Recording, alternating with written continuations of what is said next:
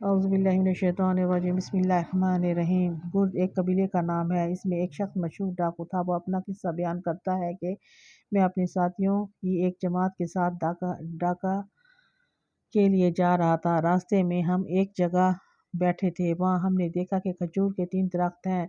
2 پر تو خوب پھل آ رہا ہے اور ایک بالکل خشک ہے، اور ایک چڑیا بار بار آتی ہے اور پھلدار درختوں پر سے تر و تازہ کھجور اپنی چونچ میں لے کر اس خشک درخت پر جاتی ہے۔ ہمیں یہ دیکھ کر تعجب ہوا۔ میں نے 10 مرتبہ اس چڑیا کو لے جاتے دیکھا تو مجھے یہ خیال ہوا کہ اس پر چڑھ کر دیکھوں کہ یہ چڑیا اس کھجور کو کیا کرتی ہے۔ میں نے اس درخت کی چوٹی پر جا کر دیکھا کہ وہاں ایک اندھا سانپ منہ کھولے پڑا تھا، اور یہ چڑیا وہ تر و تازہ کھجور اس کے منہ میں ڈال دیتی ہے۔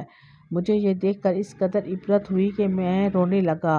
میں نے کہا، میرے مولا، یہ سانپ جس کے مارنے کا حکم تیرے نبی صلی اللہ علیہ وآلہ وسلم نے دیا، تو نے جب یہ اندھا ہو گیا تو اس کو روزی پہنچانے کے لیے چڑیا کو مقرر کر دیا، اور میں تیرا بندہ، تیری توحید کا اقرار کرنے والا، تو نے مجھے لوگوں کے لوٹنے پر لگا دیا۔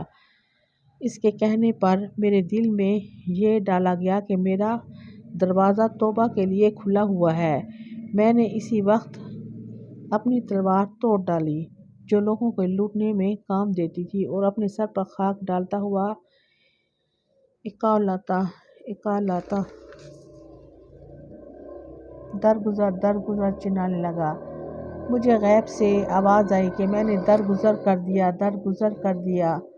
میں اپنے ساتھیوں کے پاس آیا اور کہنے لگا، تجھے کیا ہو گیا؟ میرے ساتھی کہنے لگے، تجھے کیا ہو گیا؟ میں نے کہا، میں مہجور تھا، اب میں نے صلح کر لی۔ یہ کہہ کر میں نے سارا قصہ ان کو سنایا۔ وہ کہنے لگے کہ ہم بھی صلح کرتے ہیں۔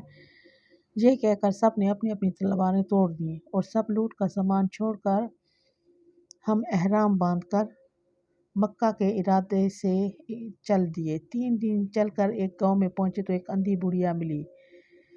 اس نے کہا، ہم سے میرا نام لے کر پوچھا تو میں نے اس نام کا کوئی کردی ہے۔ لوگوں نے کہا ہے کہ اس نے کچھ کپڑے نکالے اور یہ کہا کہ 3 دن ہوئے میرا لڑکا مر گیا، اس نے یہ کپڑے چھوڑے۔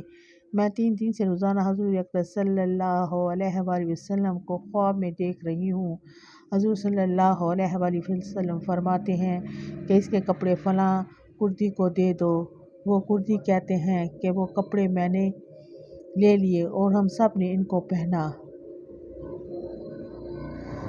اس قصے میں دونوں چیزیں قابل عبرت ہیں۔ اندھے سانپ کی اللہ جل شانہ کی طرف سے روزی کا سامان، اور حضور صلی اللہ علیہ وآلہ وسلم کی طرف سے کپڑوں کا عطیہ۔